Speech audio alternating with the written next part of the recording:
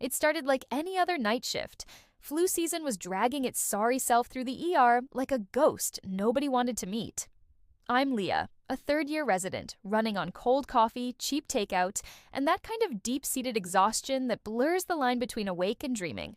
The kind where your hands shake even when you were not tired, just hollowed out from watching people fall apart and pretending you never got the glue to put them back together. At 11:47 p.m., code blue lights up the board. Room 412, cardiac arrest, male, late 20s, no known history, no family listed, just a John Doe found unconscious behind a gas station off I-95 with a needle still in his arm. My stomach just dropped before my feet even hit the hallway, because I knew that gas station. I used to drive past it every single Sunday on my way to visit my brother, Micah, in rehab. And even though I told myself 100 times, it's not him, it can't be him, my body didn't listen. My lungs locked up. My feet were moving faster than my brain. When I rounded the corner, the crash cart was already there. Nurses shouting vitals, someone pounding on his chest like they were trying to wake the dead back to life. And then I saw his face. It wasn't Micah, but it was close enough to gut me. Same hollow cheeks, same faded tattoo on his forearm, a crooked bird in flight. The same haunted look in his eyes even when they were closed. "Push one of Epi!" I barked, pulling on gloves like they were armor. My voice sounded steady, but inside, I was screaming. We worked on him for 20 minutes. 20 minutes of adrenaline, curses under our breath, the defibrillator paddles cracking like thunder in that small, crowded room.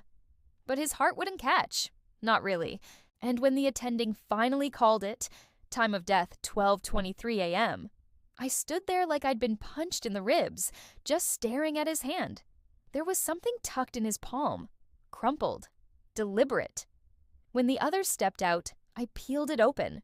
It was a Polaroid, faded, water-stained, a woman holding a baby. On the back, in shaky handwriting, were 4 words.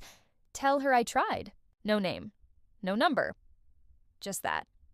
I slipped it into my scrubs before anyone saw, not because I had a right to, but because I knew what it felt like to be left with nothing but ghosts and regrets. Back at the nurse's station, I pulled his intake file. The details were scant. He was found with a half-empty naloxone kit in his pocket. His clothes were clean, his wallet was empty except for that photo and a bus ticket dated 3 days ago. Destination: Portland. Not Maine. Oregon. Why Oregon? Why now? I called the toxicology lab. I asked for a full panel. Fentanyl, benzos, xylazine. The new stuff that's eating people alive out there. While I waited, I scrolled through missing persons databases. No matches. But then, there rarely are. Too many Johns. Too few answers. At 2 a.m., the lab called back. And this is where the story shifts. He wasn't just high. He was clean. 3 weeks clean, maybe 4. His liver enzymes showed recent sobriety. And the tox screen? Negative for opioids. Negative for everything except trace benzos. Therapeutic levels. Like someone was tapering him off. This wasn't an overdose. This was something else. I went back to his room. The body was gone, but the bed was still warm. I ran my fingers over the sheets. And then I saw it, tucked between the mattress and the rail, a folded piece of hospital notepaper. Not ours, a different logo. St. Mary Ann's in Portland. Date stamp 2 days ago. The diagnosis was cardiomyopathy, severe. Likely from years of IV drug use. The prognosis: poor without a transplant. He wasn't running to something. He was running out of time. And that photo, maybe it wasn't just a last-ditch hope. Maybe it was a message he couldn't deliver himself. I sat down right there on the cold linoleum, the kind that never warms no matter how many bodies pass over it, and I cried. Not loud, not dramatic, just quiet, furious tears for every person who claws their way back from hell, only to find the world has moved on without them. At 3:17 a.m., I called the number on the back of the Polaroid. It rang 7 times before a woman answered, her voice thick with sleep. Hello? I didn't say who I was. I couldn't. I just asked, "Do you know a man named Daniel Reyes?" There was silence, then a choked breath. "He's my brother. He was supposed to be coming home." I told her he made it 3/4 of the way, that he died clean, that he was holding her picture like it was a prayer. She didn't say thank you. She didn't say anything at all for a long time, just breathed into the phone like she was trying to remember how. When I hung up, the sun wasn't up yet, but the sky had that bruised purple glow that comes right before dawn, the kind that feels like both an ending and a warning.